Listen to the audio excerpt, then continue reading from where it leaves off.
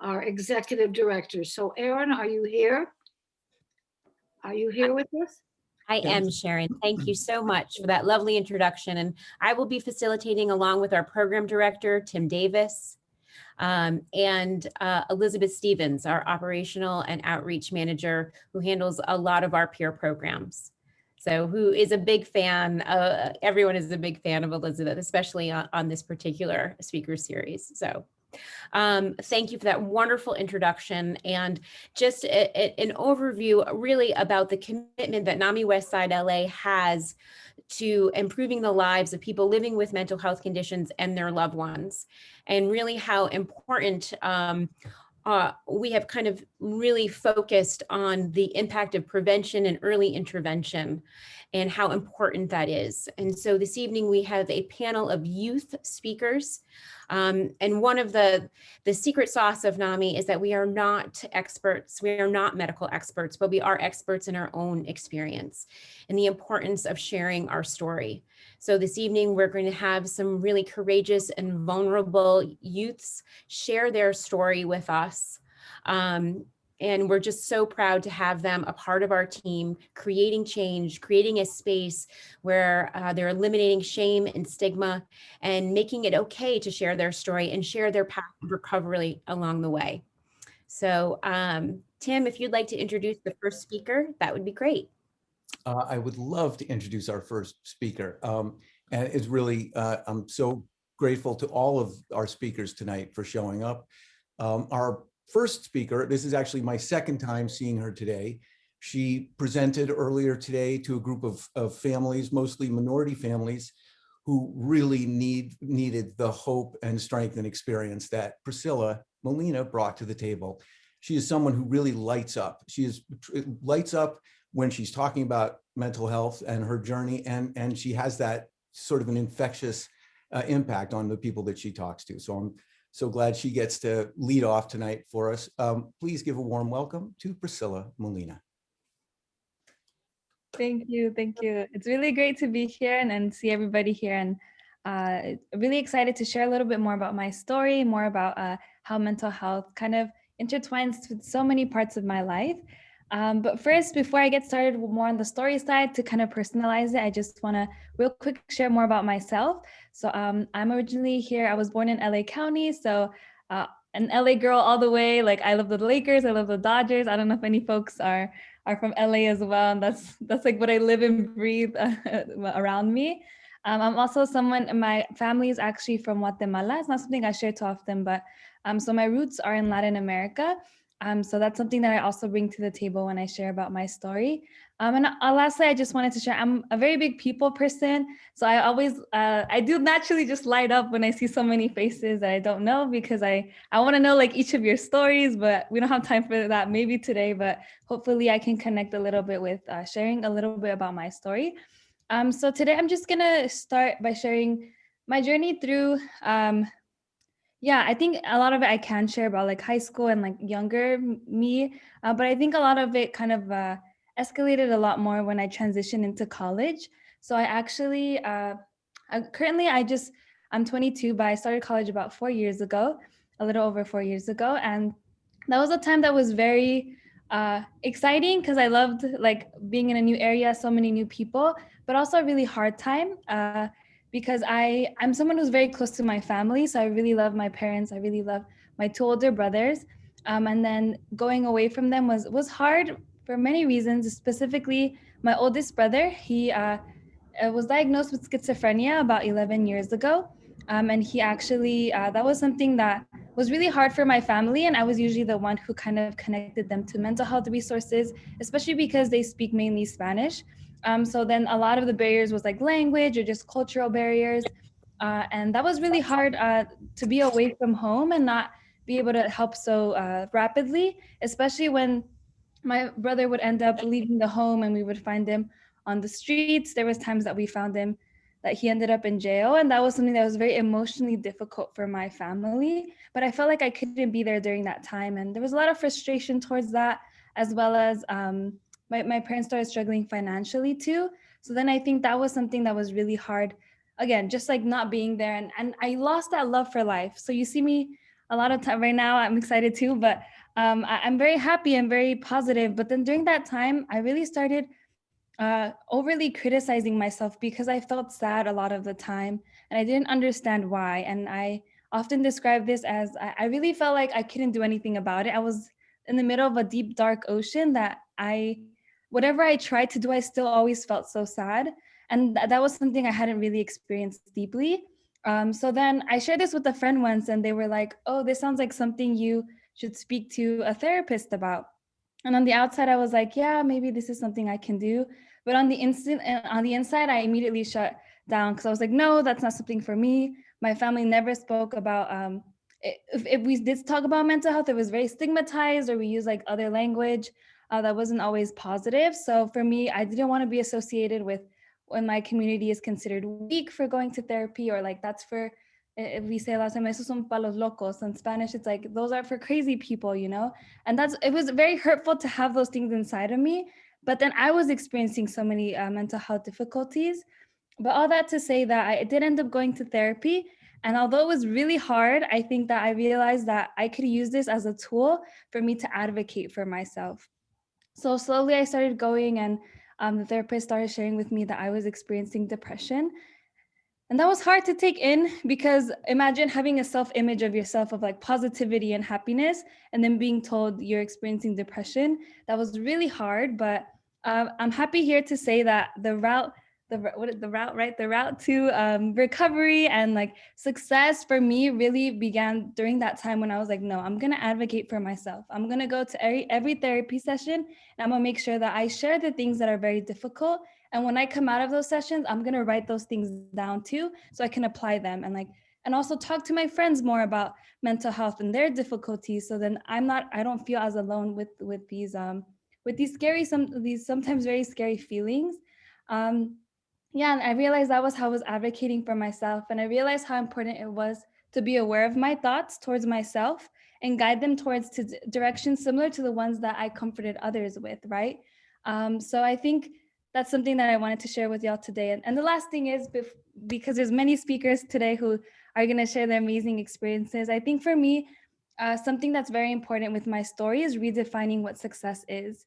So for me, it was redefining success to mean practicing what I preach. If I'm motivating my friends to take care of themselves and love on themselves, then I need to do that on myself and be okay with being sad and sitting in that, and then finding different ways to reach out for help, right? Not being so afraid to reach out for help. And despite these barriers, I was able also to, throughout the bumps and the long roads in college, I officially now graduated from UCLA. So that was a huge success for me because I realized that being diagnosed with depression or these different difficulties that came with that didn't define me and didn't just meant like a stopping stone for me, but meant, okay, now I'm going to use this for my success.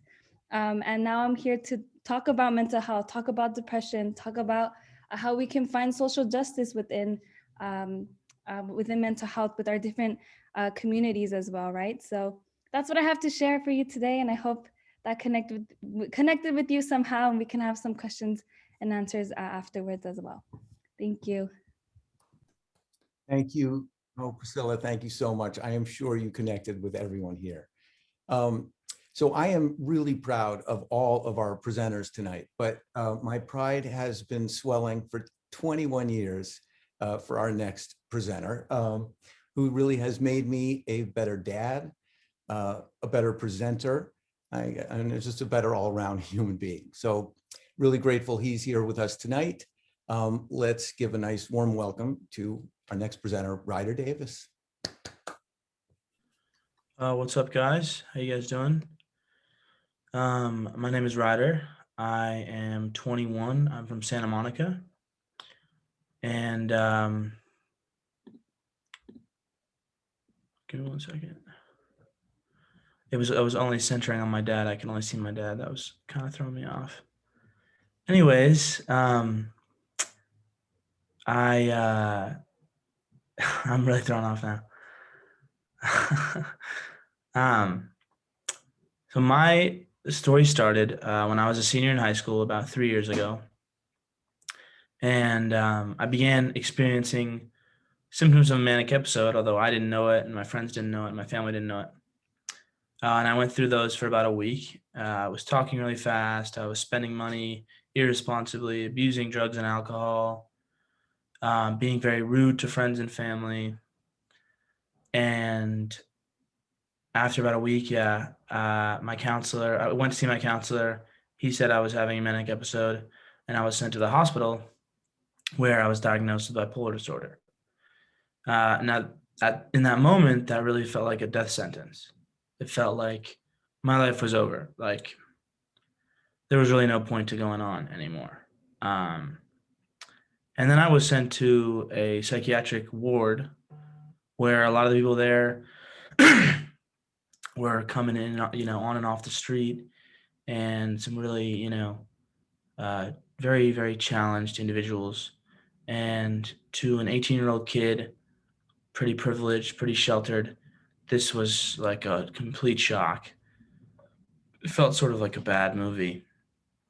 I eventually got put on medication, and I found an outpatient center where I remained for about 6 or 7 months. And I engaged in art therapy, music therapy, yoga, acupuncture, you name it. I was probably in it during that time. And during that time also, I had 2 more episodes, the third of which sent me back into the hospital. So now I was on my second hospitalization in like 7 months.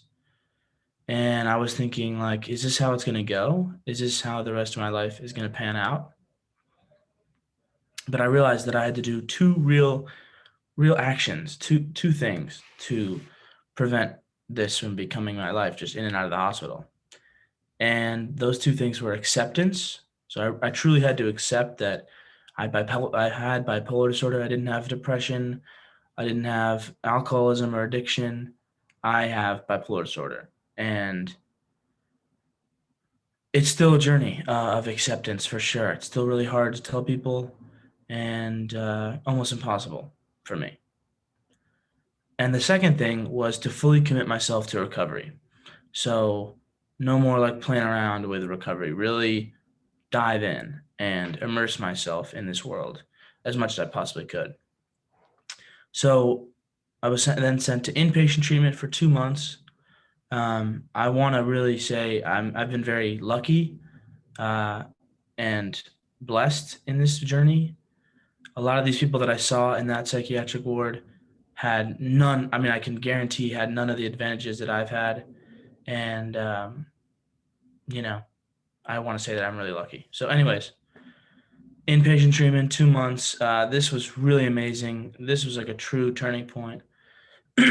And eventually I made it out of outpatient, went back home, and my dad asked me if I wanted to do ending the silence presentations for NAMI, going to schools and talk about my bipolar disorder and how I've dealt with it and everything. And at first I was like, no way, man, I'm not doing that. What? But I did one, and I saw how much it helped myself. It helped me come to terms with my story and be more honest with myself and with others. And I saw how much it helped the students. So I've been doing that for going on 2 years now, and that's been a huge part of my recovery. I've also gone through a NAMI peer-to-peer class, which was, I'm not in it anymore, but which was really great as well. So I usually end these with a really like shticky thing, but now I'm talking to adults and not students. So I'll just say thank you very much for having me, and thank you for the time. Thank you so much, Ryder. I am really excited to introduce Janis Cho, who I actually had the pleasure of meeting at a UCLA med school event, and she is a former UCLA surgery resident who's now moved her specialty over to psychiatry. And I knew right when I met Janis, she's such a passionate mental health advocate, and we're so lucky to have her as one of our Ending the Silence presenters and a trained peer-to-peer teacher. So really excited for all of you to hear from her. Thank you for that introduction, Elizabeth. And I am the other Janis. So thank you for having me. For me, my mental health journey started about a year and a half ago. And I, grew up in I'm from Los Angeles, and my parents are immigrants from Korea, and we never really spoke about mental health issues. Unfortunately, mental health and getting treatment is stigmatized in my culture, as well as other minority cultures. And I pretty much excelled in school, and I didn't realize that a lot of what brought me success was just an underlying anxiety that was kind of bubbling over. And my younger brother actually has very debilitating OCD, which manifested when he was a college student about 10 years ago. And I think that my family at that time was in denial. My family's also very Christian, and so just kind of refused to acknowledge mental illness or mental health conditions, as I've been trained to call it, as something that was treatable with physicians and therapists. And so, they kind of approached mental health and mental health services as like something that a pastor could fix. And so, for me, my depression and anxiety manifested after I graduated from medical school. It tends to be both an exciting and nerve-wracking time for a lot of young doctors, where we start kind of going from student to now kind of a trainee with real responsibilities. And I chose surgery at UCLA. And I just remember not sleeping very much. It's a very demanding schedule. And, in previous kind of times like this in undergrad and even medical school, I just didn't really sleep, or I didn't have great coping mechanisms, which for some reason was fine. But I think that once I got to kind of my first year as a resident, I think those coping mechanisms just no longer worked. I grew up seeing my parents, who were immigrants, just work all the time. There were times when we didn't have health insurance. So for me, my kind of motto and my kind of, with my goal-directed behavior, I just thought, okay, well, I'm just gonna work harder. And that clearly wasn't the best approach. And I soon found myself 3 months into residency, just not doing very well. I was constantly in a state of panic. I was pretty fortunate to have colleagues who recognized the early signs of depression and anxiety. And sadly, mental health conditions are very much stigmatized in the medical community. Although you would hope that that's not the case, since we learn about it in school. But it's one of the most stigmatized illnesses in my community. And I was really embarrassed. I think, people even directly said to me that, by needing treatment and needing to take time off, that was a sign of weakness. And, during that time, I was in a very vulnerable situation, so it really affected me. But I think I was just very fortunate to have received great care here at UCLA. And I am so happy and thankful, because I know that not everyone has access to that, I think people are hindered by stigma to even accept treatment. And I just kind of hit a point where I couldn't function anymore. I was really scared to leave my house. I just kind of perseverated about every little thing. And I'm so grateful to my care team at UCLA. At that time, my family didn't support me. They didn't believe in the value of taking medications and therapy, which were so critical to me. So it was kind of a time where I had to remove myself from speaking to my parents. But with that said, I've had some great friends, some of whom are here today, who really encouraged during that process. And, now I decided to switch from surgery to psychiatry, and I work in a psychiatric clinic at UCLA. And it's one of the most rewarding things to be able to truly empathize with patients. I know that depression, anxiety, and other mental health conditions don't look the same in people. But the fact that I've been through my own journey really allows me to kind of be empathetic. And, I definitely make time for my mental well-being and spend time playing the piano, reading, walking my dog. And these are things that I normally wouldn't really prioritize during my day. And I think that I've also been really active with NAMI.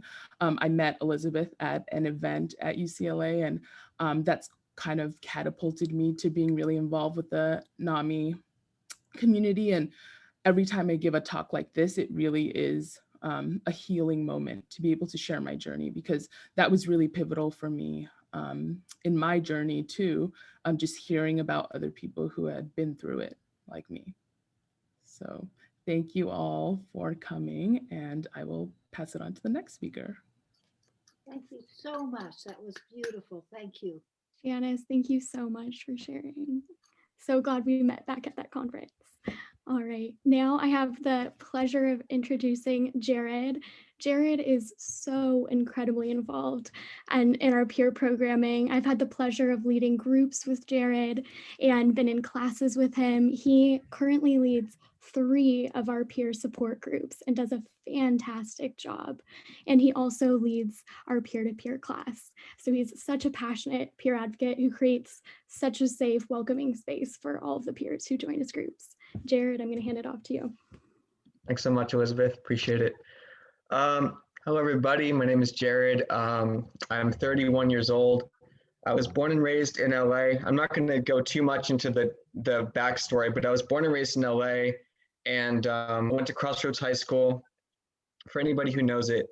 And I look back now, I didn't understand it back then when I was a teenager, but I know now that I struggled with intense anxiety and I had no tools for regulating my emotions. I just didn't know how to regulate my emotions. Parents didn't teach me, school didn't teach me. I had no idea how to handle my emotions, how to handle my mental health. So I just did the best that I could by myself. And I went to UC San Diego, and I studied neuroscience, and it was okay. But unfortunately, what happened was I didn't want to use my degree after I finished it. And so from 2012 to 2015, which was after UC San Diego, those were kind of my dark years. What happened was I moved back to live with my parents. And basically in those 3 years, I had no structure or direction in my life at all. And my mental health just took an absolute dip. And I developed mania, I developed depression, I developed psychosis, I developed an eating disorder, I was suicidal. I mean, I call those the lost years. I call those the dark years, because it was just really bad. And my parents had no idea what the heck happened, because I always did well in school. So they always thought that everything was fine. But basically, and then I was, in the spring of 2015, I was checked into a psychiatric hospital for 50 days, 50. And that didn't help either.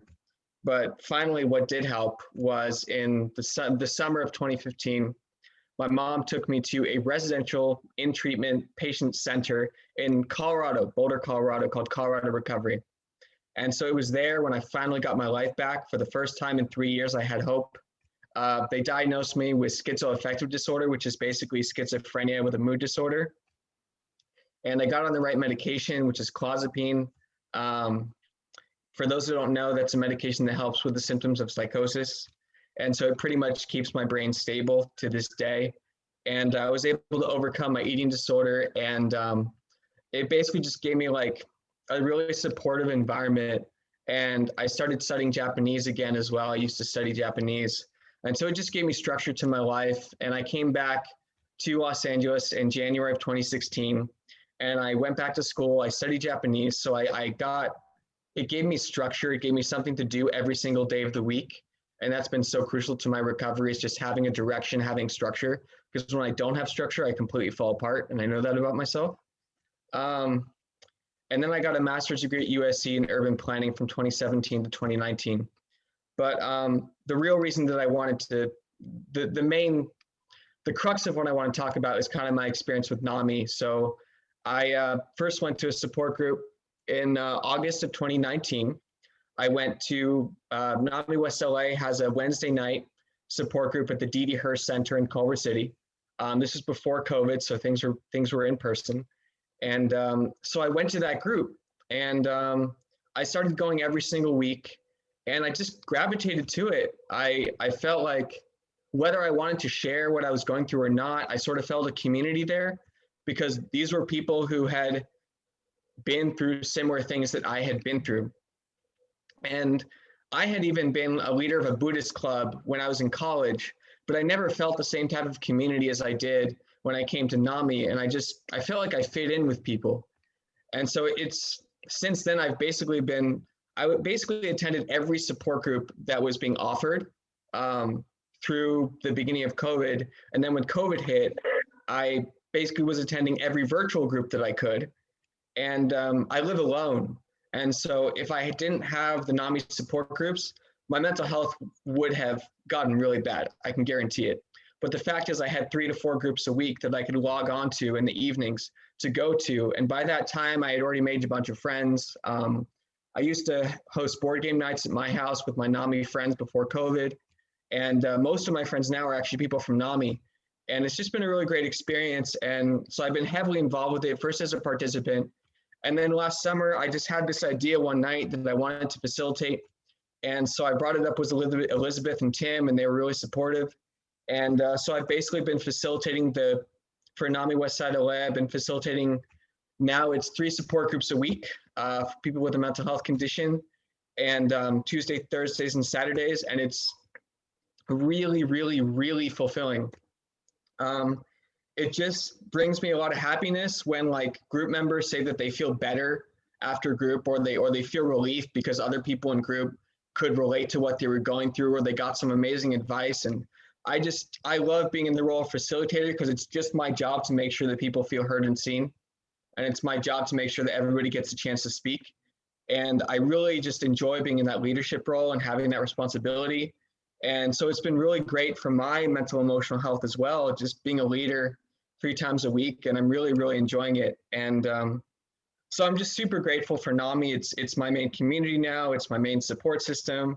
I've made a lot of friends there, and facilitating has been so rewarding, and it's given me structure. So that's pretty much what I want to say. Right now, I'm really heavily involved, and I'm really enjoying it. And I hope to keep getting more involved. So that's it. Thank you. Thank you so much, Jared. Thank you for sharing your story and being such an integral part of our community. We're really blessed to have you. So thank you. Thank you so much. Our next presenter is Brenda Zuniga. She is another person that just lights up a room. She's full of enthusiasm and it's contagious. And she's a phenomenal mental health advocate. And we can't wait to hear your story, Brenda. Thank you. That was such a nice intro, Erin. You're the best. What's up, everybody? My name is Brenda Sarai Zuniga, and I'm going to tell you guys a little bit about my story, what happened, what helps, and I'm going to be going over a mindfulness technique with you guys that has helped me so much during COVID to help me with my, any moments that I felt anxiety or stress, and it's a wonderful technique to self-soothe, and yeah. So I've always been a talker my entire life. I've never been able to stop. I am a comedian. I'm also a mindfulness coach. I'm also a singer, a dancer. I play piano. I am a mental health motivational keynote speaker. The works. Like, I have unlimited energy.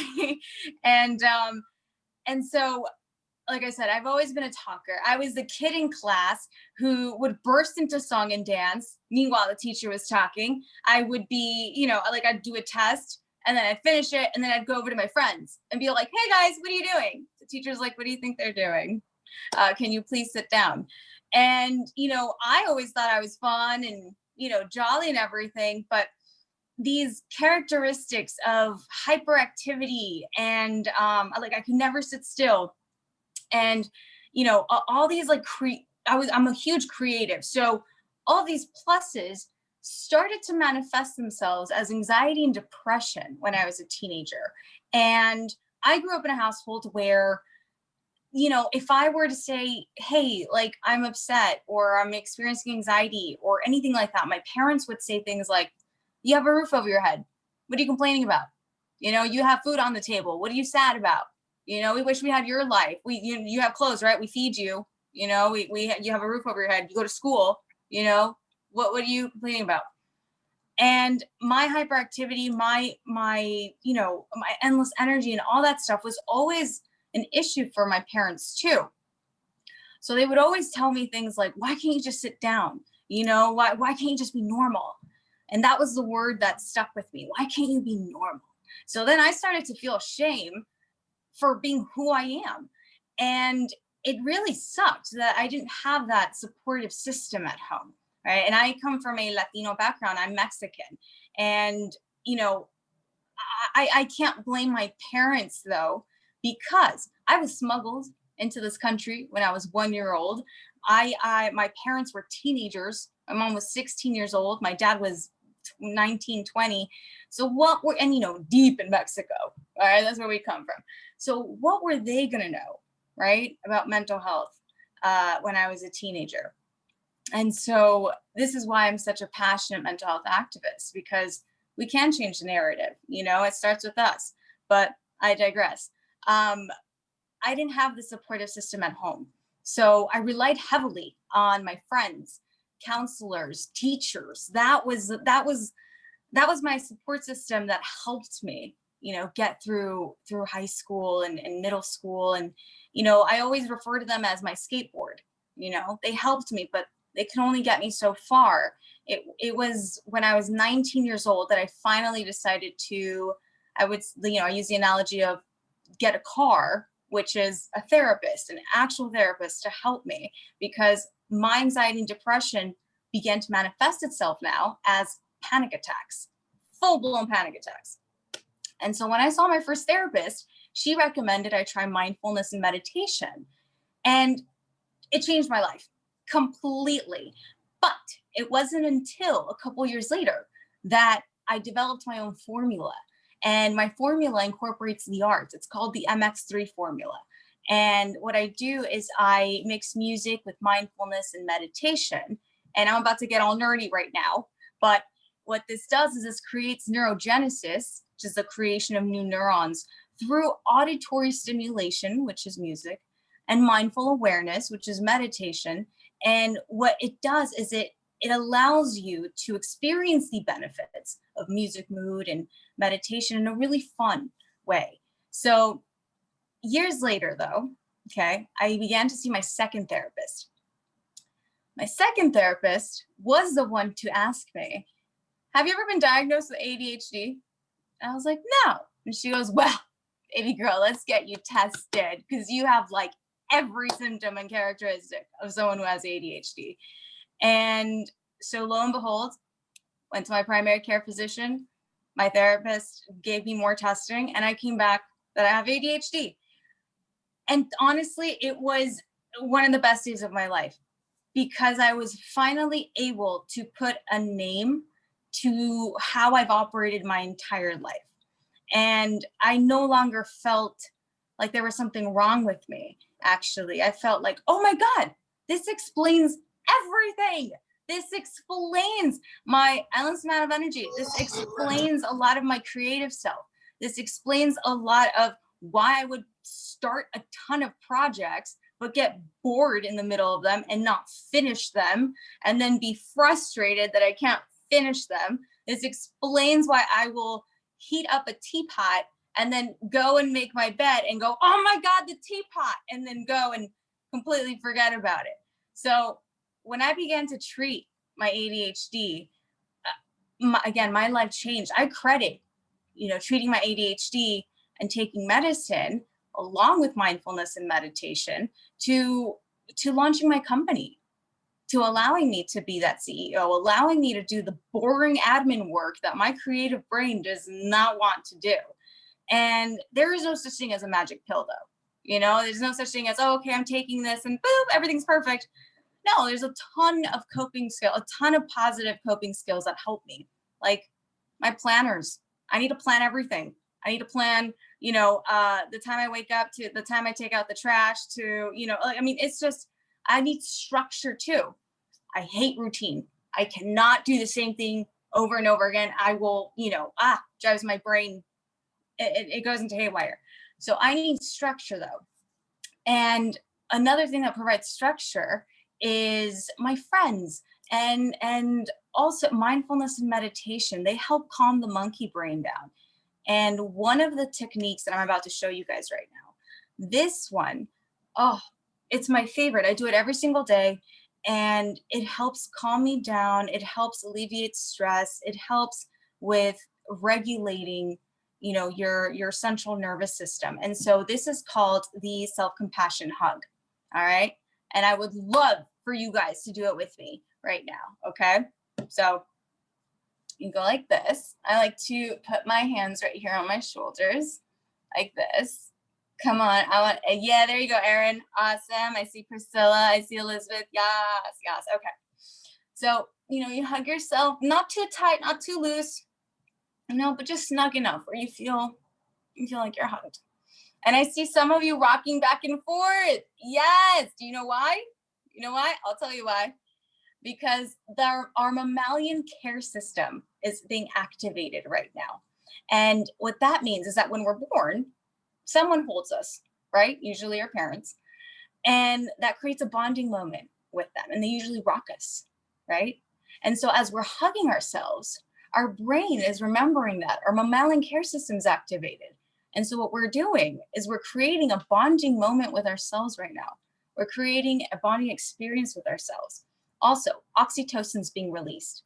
Oxytocin is the bonding, cuddling hormone. And when that's released, that's telling our brain, hey, we're safe, we're happy, we're okay. And we all have a sphere of personal space, right? Who we deem we can allow, who we not. And so when we're hugging ourselves, this lets our brain know that we are a safe person, that we are someone that we can trust. We're someone that, you know, is allowed in our safe space. So anytime you guys feel stress, you know, you guys are feeling overwhelmed, this is a wonderful way to self-soothe. So that's my story. And yeah, thanks for having me. Brenda, thank you so much. And thanks so much to everybody. There are many reasons I love presenting with Brenda, but that self-hug is something I look forward to at the end of every presentation. Thank you so much for that. We are now going to have a Q&A with all the panelists. I have jumped in here with my dad hat on because my son, and I'm sorry that I should have probably said this earlier, he's actually beaming in from Boston where he's at college. And it's 3 hours later there. So if there are questions for Ryder, maybe we could start with a couple for him so we can let him get to sleep and be rested for his classes tomorrow. Hope you don't mind me taking that dad privilege here. Ryder, you up for a couple questions? If there are any, yeah, sure. Well, okay. If anybody has any questions for Ryder. Yes, I do. My name is Stephanie, and I just want to thank Ryder so much for presenting. This is my second time hearing Ryder present, and it's been such an inspiration for me. And so I want to thank him very, very much, as well as I just want to know if there's anything that he does to help him cope when he's starting to feel any stressors or anything that he does. That's a really good question. Thank you so much for your kind words, first off. But now it's back to my dad. Hold on. I'll turn my camera off. Sorry about this. It just went back from you to him, and then I was staring at him.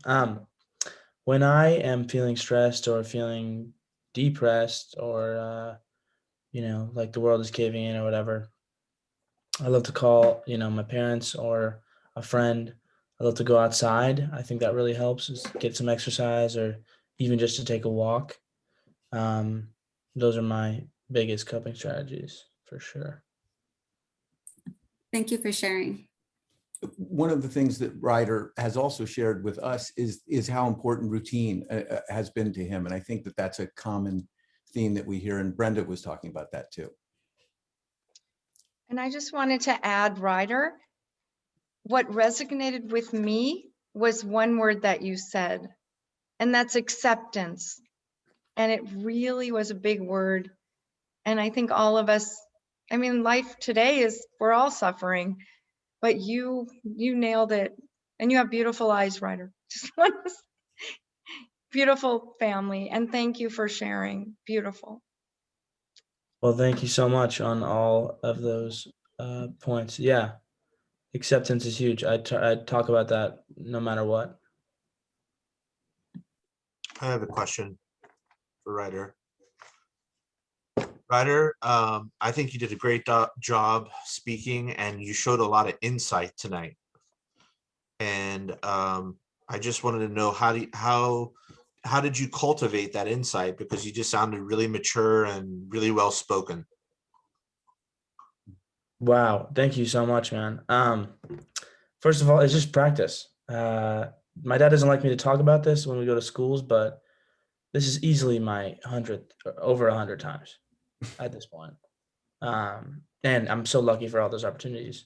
But yeah, practice, and also I think talking to a therapist, and really staying consistent with that. I think I've talked to a therapist almost every week since I was 16, and then I took a couple of years off. But before that, maybe from when I was like 8 to 14. So most of my waking life, I guess, I've talked to a therapist. So that's really helped me build that insight for sure.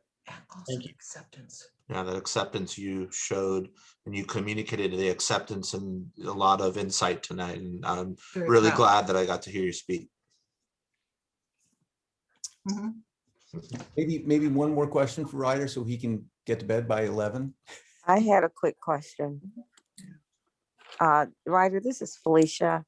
And I had a quick question for you because you said at some point you were drinking excessively and having manic episodes. My question to you is, at what point did you realize it was more of a mental disorder, bipolar, and thus you no longer needed alcohol or any type stimulants?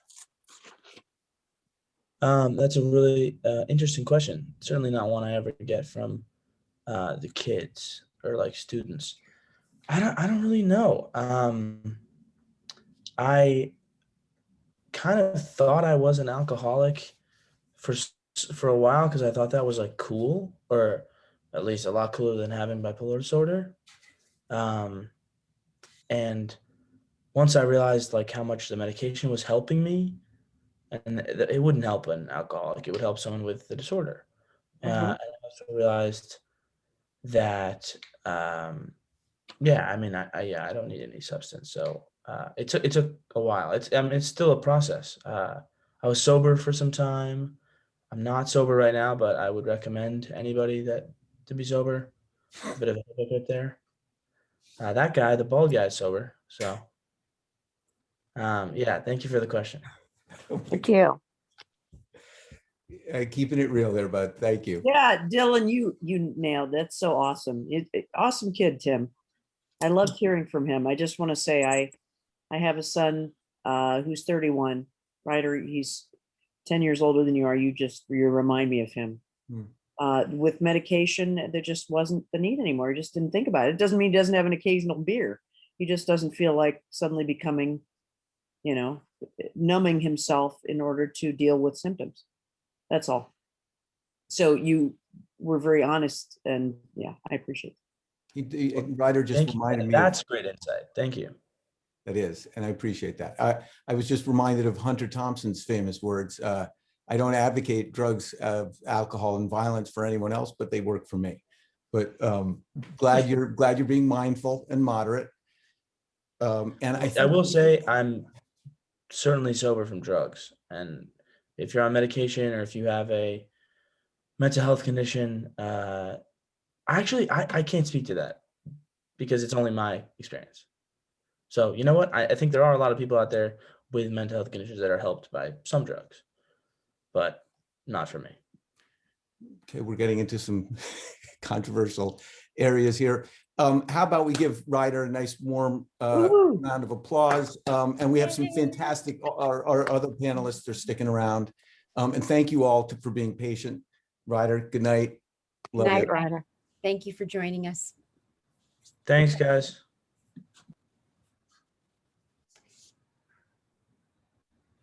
One of the common themes that I felt like that came up in all of your presentations, and just thank you so much for being so courageous and so brave and sharing your authentic stories. And it was a real glimpse into your personal journey. And we're just so grateful to be a part of that at NAMI Westside LA, to have you be a part of our community. And that was, I think, a common theme, community. I know, Jared, you mentioned community, and Janis, you did as well, as about even some of your community here supporting you here this evening. And maybe you could share a little bit about how, you know, your NAMI Westside LA community or other members of your support system really kind of help you overcome that barrier of stigma and shame, and really shifted about where your journey of recovery started. Yeah, thank you for that question. And I just kind of like putting my physician hat on, you know, patients who have that community are statistically known to do tremendously better in outcomes and just getting better from their mental health conditions. And for me, I think community, you know, because I didn't have that from my family, and because there was so much stigma, and because I was also embarrassed of what I was going through as a physician. Like, you know, I think we have to, like, I had to accept that physicians are also humans, and we are susceptible to the illnesses and the mental health conditions that afflict our patients. And so for me, I feel like that community came about from really good mentors that I had, like certain physicians who really, you know, understand the importance of getting good treatment. And I think because of one great mentor that I specifically remember here at UCLA, I was able to kind of talk about my story at an advocacy day at UCLA for Asian American individuals. And that's where I met Elizabeth. And it was just, it almost felt like this snowball effect where I found one person and then another. And yeah, NAMI has been so great because you know, I started off kind of attending a peer-to-peer support group led by Elizabeth, and I saw Britt here, and Jared, Diamond I'm seeing, and then Garrett. So we all were part of that group that Jared mentioned back in August. And it was great to be able to have that virtual community during a really difficult time in my life. And it's really interesting because something that I noticed is once I shared my story, other people were willing to be vulnerable with me. And the community just kind of keeps growing and growing. And NAMI also provides these opportunities to just kind of connect with people. And I think Jared attested to that, and so many other people who shared today.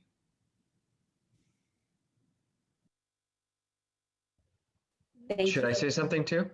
Yeah, go for it, Jared. We'd love to hear from you. I mean, I do feel grateful in some ways because my parents do not stigmatize it at all. But I still don't go to them for help. I mean, I have friends who are kind about it and understanding and don't stigmatize it, but there's just something different about hanging out with people who also have a mental health diagnosis, because they can talk about certain things and I can understand from my own experience. And I think that's why there's a lot of power in the support groups, because people can talk about things that maybe other people who haven't had a diagnosis or condition, they can only imagine, but they haven't actually had that lived experience. And so there's just kind of like, I mean, like we have a game, Micah facilitates a game night every Friday. And it's not like we're talking about anything deep, we're just having fun. But at least for me, there's still kind of this underlying comfort, because I know that everybody there is also like me and has gone through some difficulties with their mental health. It's just sort of like a glue, I guess. And it makes me feel more comfortable, and it makes me feel more connected to them. Shared experience that you all have together, a shared Yes. experience, and that allows for bonding.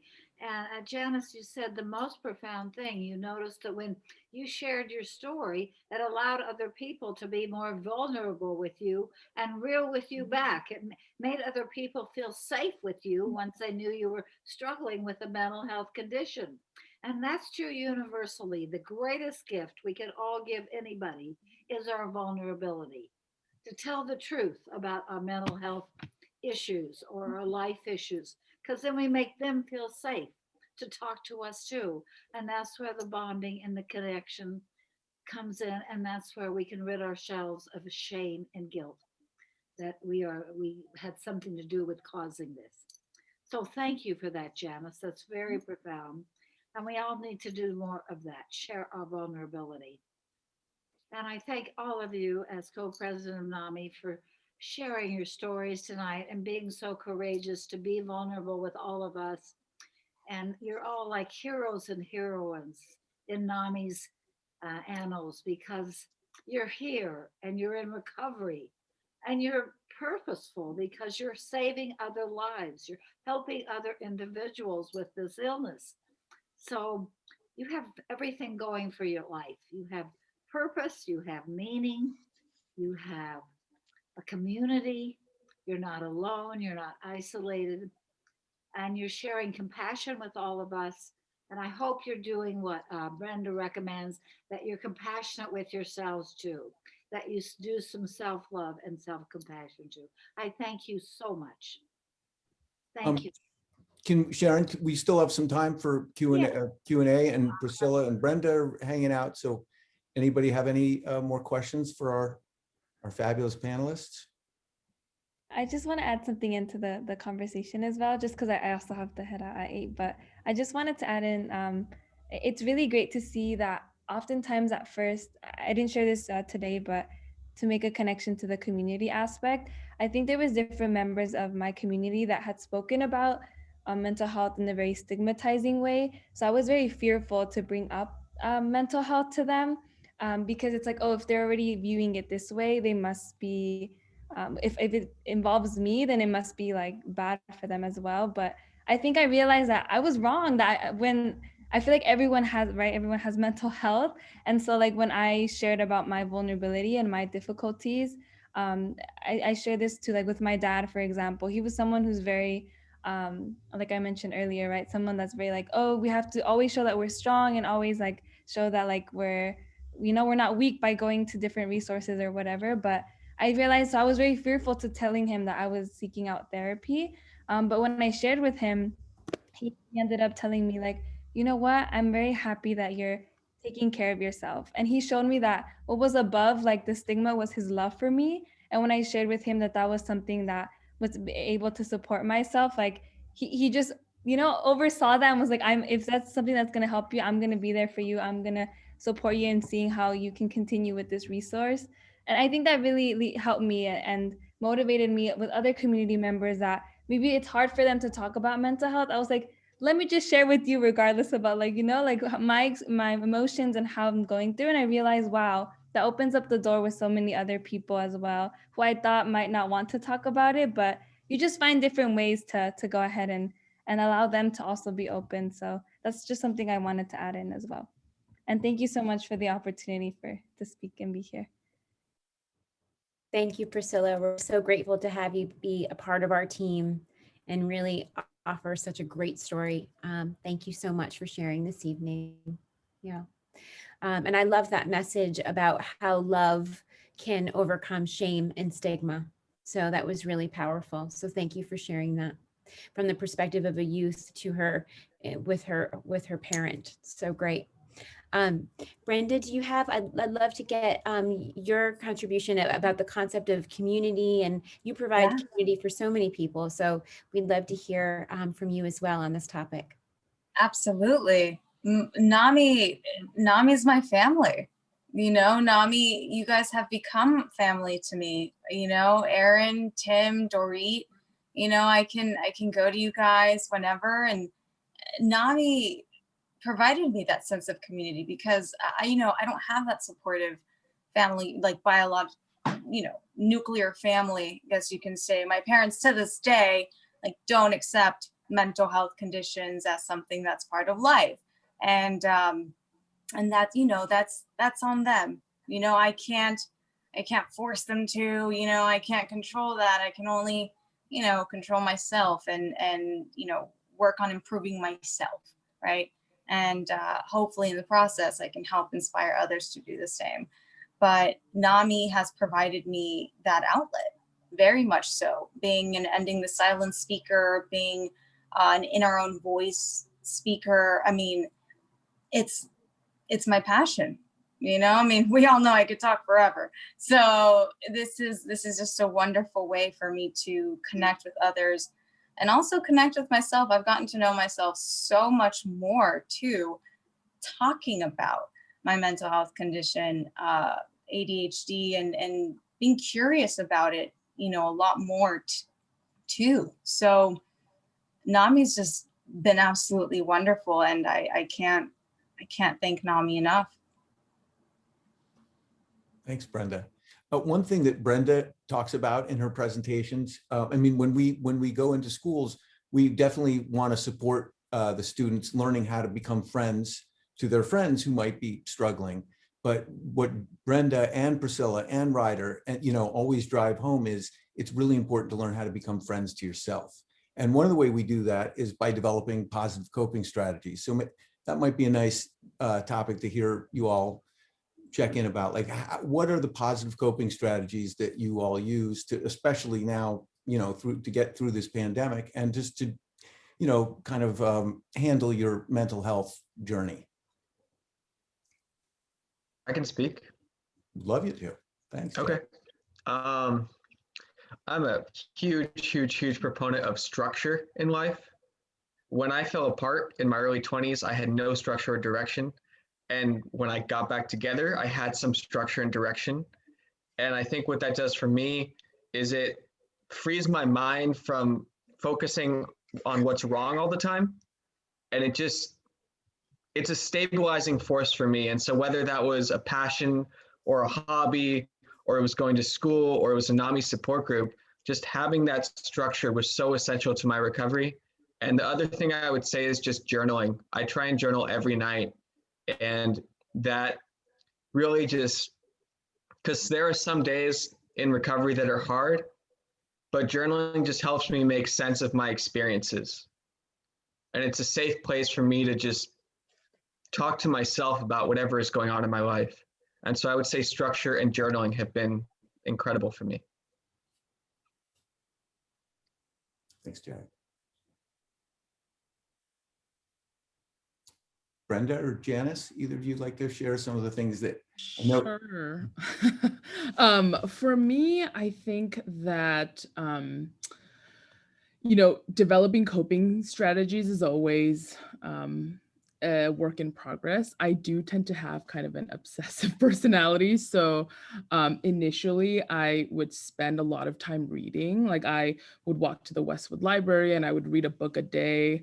And it was kind of like I have a tendency to kind of overdo things, and any sort of coping strategy done in excess can be negative. So it was trying on different shoes. So I still love to read, and kind of reading about other people's mental health journeys has been kind of critical for me.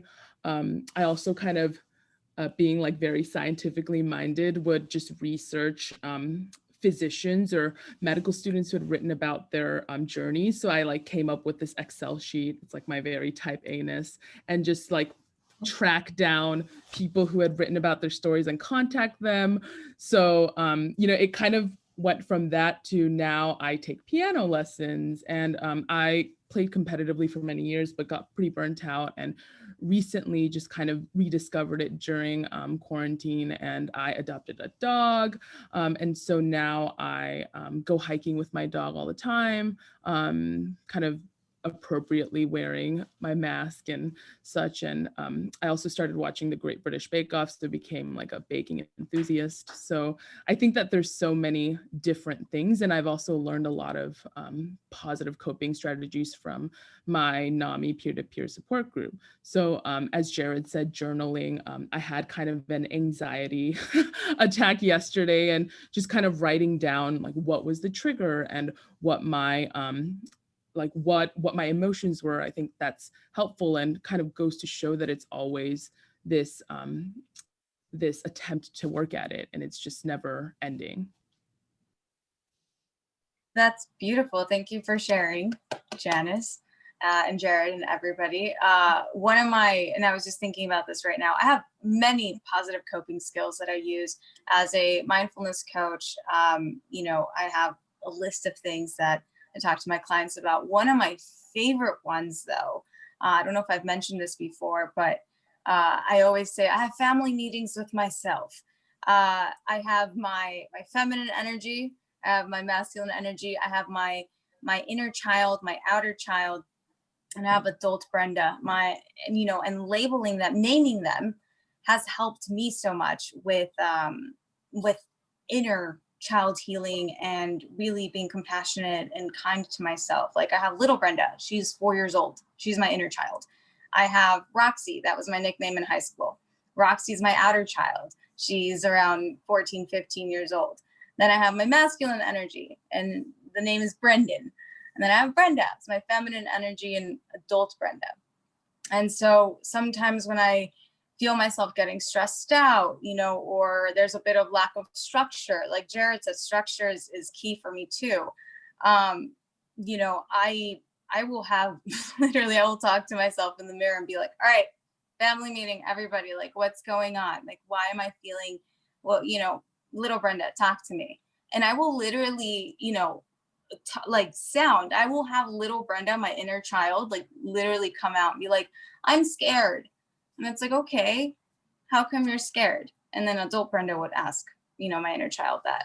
And little Brenda would be like, I don't think I can do it. And then adult Brenda will be like, okay, where is this fear coming from?